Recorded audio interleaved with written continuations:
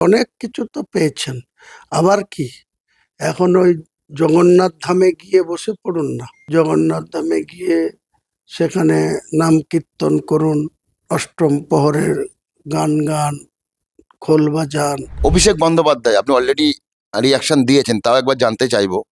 তিনি ভবনে বসে বলছেন যে ধর্ম করলে করুক, রাজনীতি করার দরকার কি, ধর্ম পালন করুন না। কি বলবেন? আমি তো বলেছি যে উনি আমাকে নিদান দিচ্ছেন, আমাকে এত পরামর্শ দিচ্ছেন, ওনার পরামর্শটা আমি শিরোধার্য করব, মেনে নেব। আগে ওনার পিসিকে আগে বলুন যে 3 বারের মুখ্যমন্ত্রী হয়ে গেছে, 7 বারের সাংসদ হয়ে গেছে, 2 বারের রেলমন্ত্রী, কয়লা মন্ত্রী, ক্রীড়া প্রতিমন্ত্রী, অনেক কিছু তো পেয়েছেন।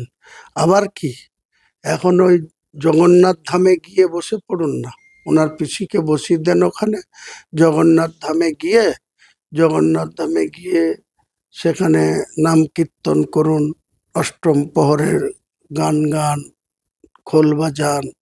উনি যেদিন করবে আমি সেদিন আমার এই নতুন পার্টির চেয়ারম্যান পদ অন্য কাউকে দায়িত্ব দিয়ে আমিও, উনি যদি আগামী 2026-এ মমতা ব্যানার্জি যদি এই লোভ লালসা থেকে দূরে সরে গিয়ে জগন্নাথ ধামে যাই, আমিও বলছি আমি এই কন্টেস্টও করব না, আর আমার চেয়ারম্যান পদ অন্য কাউকে ছেড়ে আমিও মক্কায় গিয়ে হজ করে এসে ওই মসজিদ নিয়েই থাকবো।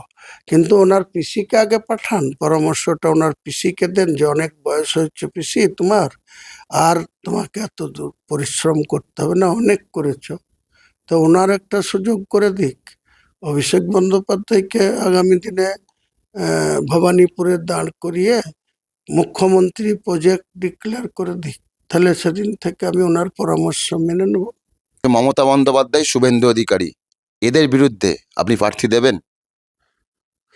আমি তো অভিষেক বাবুকে বলছি যে ওনার পিসিকে অবসর নিতে দিয়ে ভবানীপুরে উনি যদি দাঁড়ান তাহলে ওনার বিরুদ্ধে প্রার্থী দেব না, আর পিসি যদি দাঁড়ায় পিসির বিরুদ্ধে দেব। অভিষেক বন্দ্যোপাধ্যায়ের বিরুদ্ধে দেবেন না যদি দাঁড়ান? হ্যাঁ, ওনার বিরুদ্ধে দেব না, কিন্তু কিন্তু শুভেন্দু অধিকারীর বিরুদ্ধে দেব, আর মমতা ব্যানার্জি দাঁড়ালে মমতা ব্যানার্জির বিরুদ্ধে দেব। শেষ প্রশ্ন আপনার, আগামী দিনে যদি দল জিতে আসে বা কিছু বিধায়ক জিতে আসে, মানুষের জন্য কি করবেন? যদি আপনার যে স্বপ্ন যে আপনাকে নিয়েই সরকার তৈরি করতে হবে যেই করুক, সেটা হলে বাংলার জন্য আপনার মূল টার্গেট কি থাকবে, এক কথায় যদি বলেন? স্বচ্ছতাকে বেশি গুরুত্ব দেওয়া হবে। এই যে চাকরি বিক্রি, এই যে করাপশন, এই যে অস্বচ্ছতা, পুরো দুর্নীতিতে ডুবে গেছে একটা সরকার। আজ থেকে 14 বছর আগের মমতা ব্যানার্জি আর বর্তমানের মমতা ব্যানার্জি, তার কথাবার্তা, চাল চলন, তার ভাবমূর্তি কতটা নিচে নেমেছে ও নিজে উপলব্ধি করে না, কিন্তু আমরা দেখতে পাচ্ছি যে আকাশ পাতাল ফারাক হয়ে গেছে 15 বছর আগের, 2011-র আগের মুখ্যমন্ত্রী আর আজকের মুখ্যমন্ত্রী।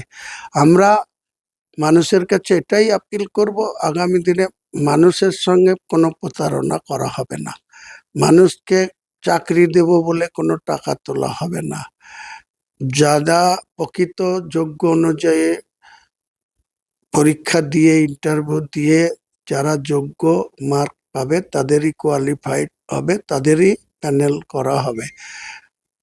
ওইভাবে টাকা নিয়ে বা যোগ্যকে বাতিল করে যোগ্যকে সাইড করে অযোগ্যদের প্যানেল করা, যার জন্য তো 25,752 জনের চাকরি চলে গেছে।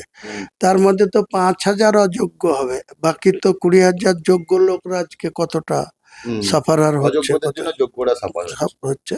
এইসব কোনোদিন আমাদের যে নবনির্বাচিত যে জনপ্রতিনিধিরা হবে, আমাদের মূল লক্ষ্য হবে বাংলার মানুষকে সুস্থ স্বচ্ছ একটা সরকারের পরিষেবা দেওয়া।